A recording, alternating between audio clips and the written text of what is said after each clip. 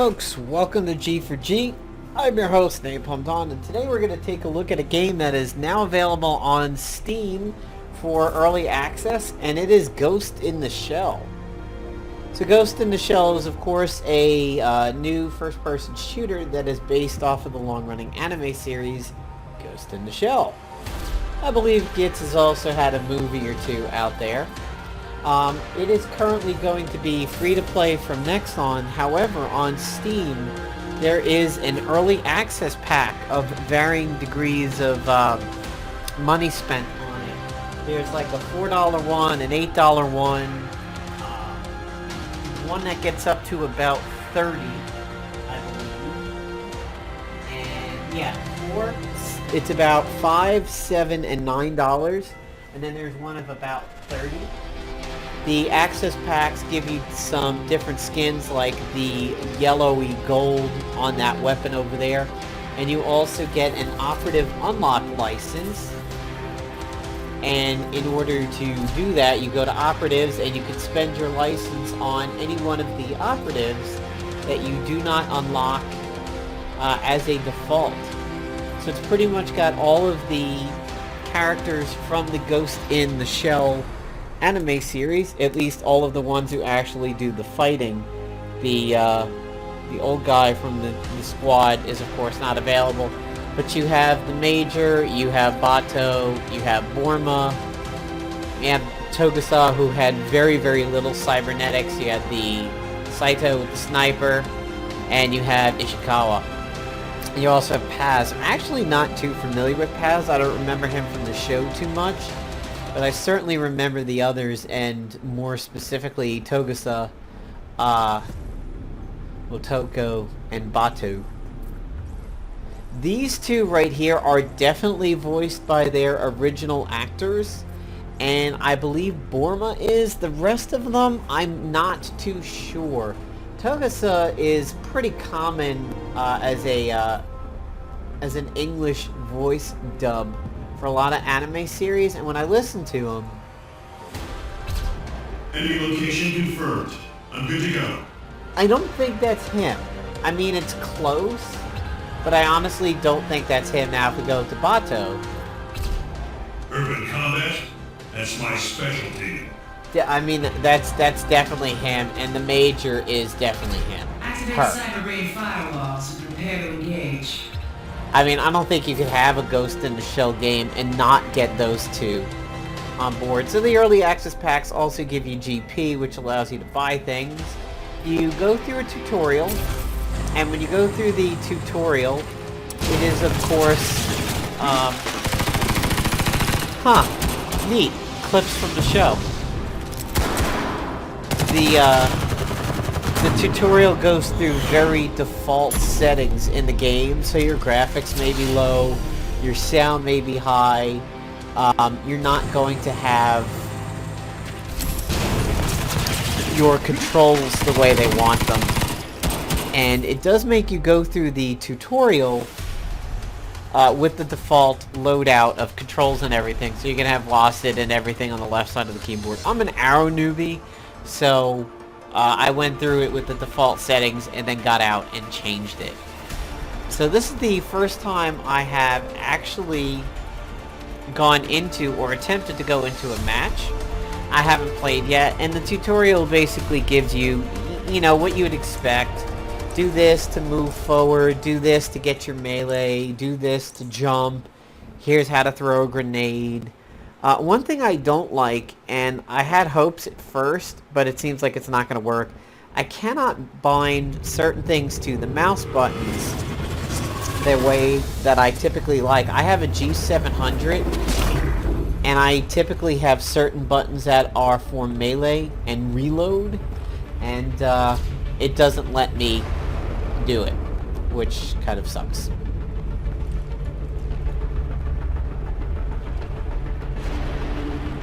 So I guess this is a waiting area for everybody to ready up. Kind of looks like I'm in the Matrix. People also have skills that they can use and even share with others through skill sync. For example, the Major's camo can be shared with the team, and she can camo the entire team. Initiating operation. Keep your eye out for enemies. Oh, there's Chief Aramaki. So I gotta just try to pair off with somebody since I am not familiar with the game yet. Kinda has an almost Counter-Strike look to it. Ready for action.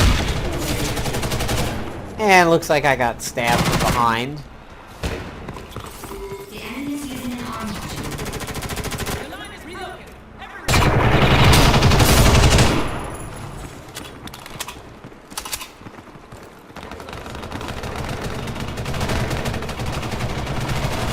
And looks like the mini-map does have a location of people.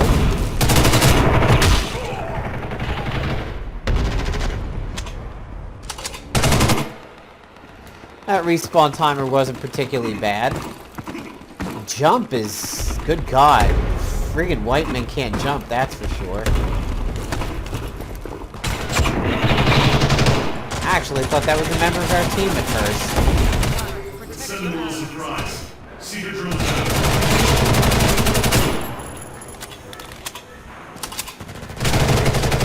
And it looks like you can switch weapons. Uh-oh. That was a grenade.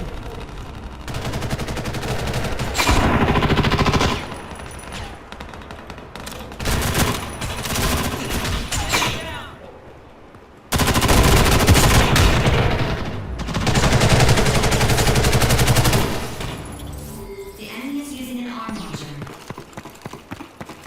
So we're going a different route this time, see what we can get. Enemy hyperspread user detected.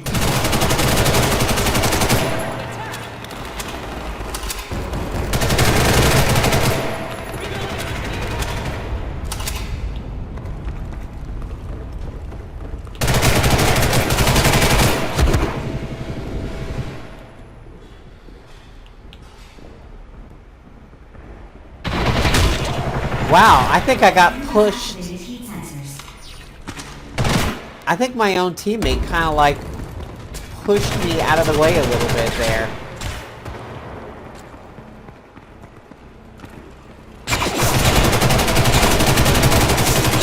Wow, that's... they seem to be floating in space. Ow. Good God. The respawn timer's pretty nice. Do wish I could get my mouse binds going a little bit.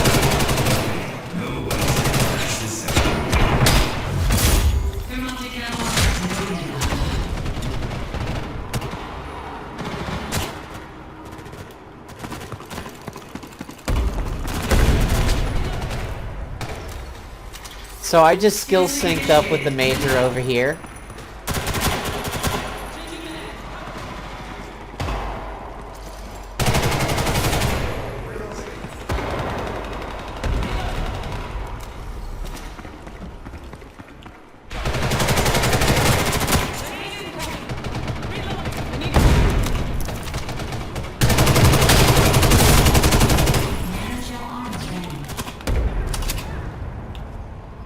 So I have nanogel, which allows me to heal up a little bit. Caution. Enemies are using hypersprint.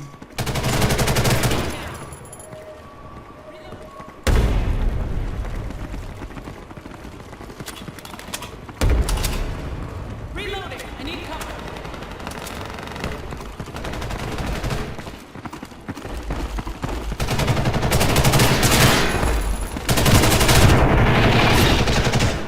Wow. Saw that guy on the mini-map. Should have been able to kill him. The enemy is using an arm module.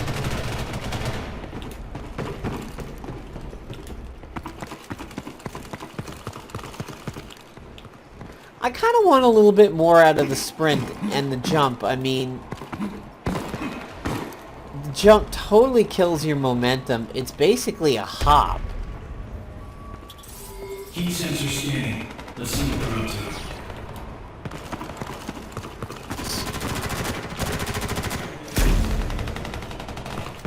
So I'm pretty sure the heat sensor is from the sniper.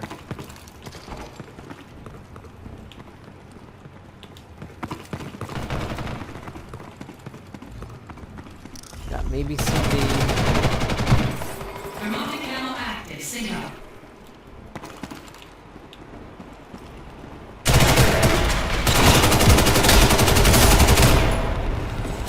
Yeah, your team can definitely push you out of the way. Let's try switching guns a bit here, see what this one's like. The enemy is using an arm module.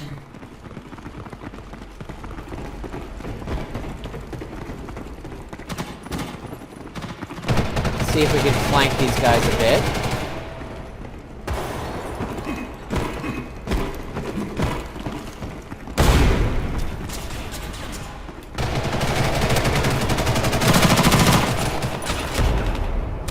Somebody's right over here. Or not.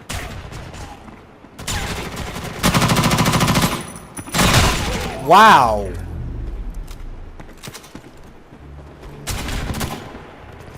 That was an ouch.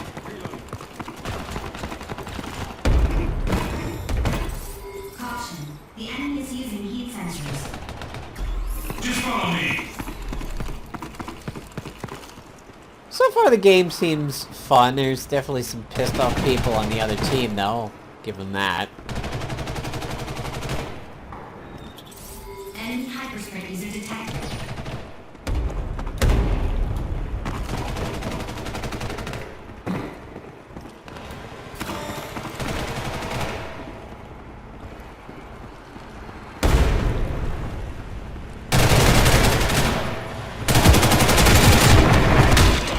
Wow!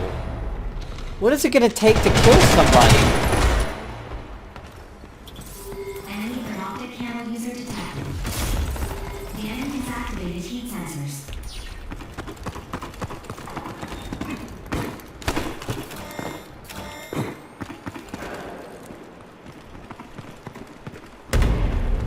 Where it's fairly close.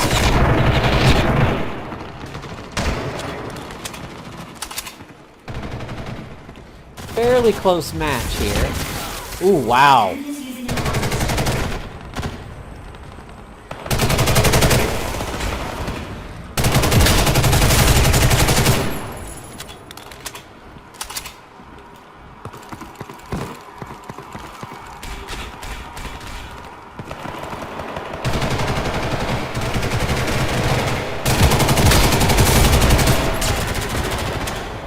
That guy just dropped in right in front of me. That was convenient.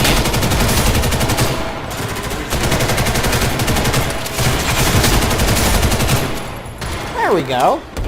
Hitting some strides a bit here. Ooh! Destroyed on that one. Do like the respawn timers. They're not too bad. They're pretty quick. They don't feel as bad as like TF2.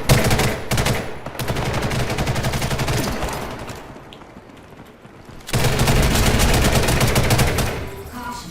The enemy is using heat sensors.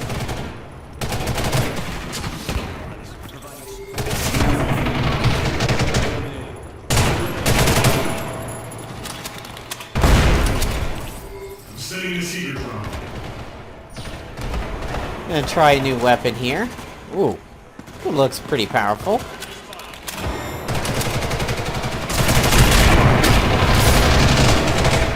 Move! Oh, wow. All remaining units, get out of there. The mission is a failure. Pretty close. Almost couldn't get back in that door, so the body blocking on friendly volumes, I don't like. The fact that you can be pushed by a teammate in a direction, definitely obnoxious. Because you could be sitting there like crouched in a corner and a teammate can come up behind you and literally push you into the line of fire and around a corner and everything, which could get a little shitty. So it looks like I was 9-5-ish, maybe, flat. Didn't do too bad for my first game. So there is a first look at Ghost in the Shell, which is available on Steam now for early access, or you can wait and it'll probably be scot-free. Similar to Blacklight Retribution, it does have GP, which you're probably going to be able to go into the market and buy things with it. So, wow, things are expensive. The kit that I had gave me a like 100 GP access pack over here, and it had 100 GP in it. And man, it seems like the price of these guns are pretty expensive here.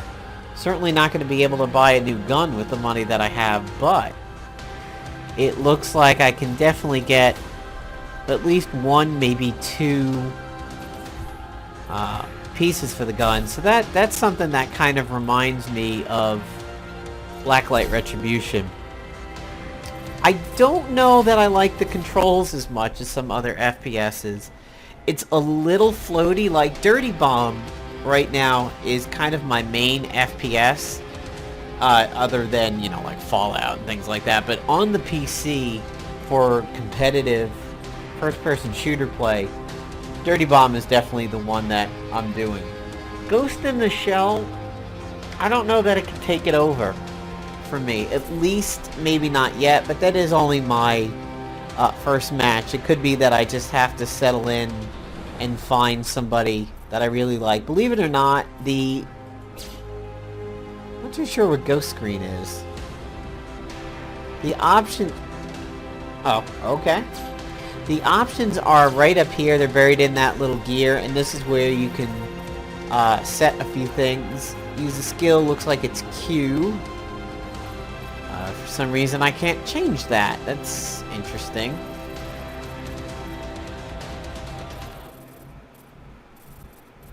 Pick up, so picking up is V. E's interacting. I don't know why it won't let me change Q. That's strange. You do have sensitivity changes, which is kind of interesting. Your graphics are here. And again, a couple things that I can't seem to change unless there's maybe a custom. Okay, so there's a custom. Game, ragdoll effects, left-hand mode, numerical display.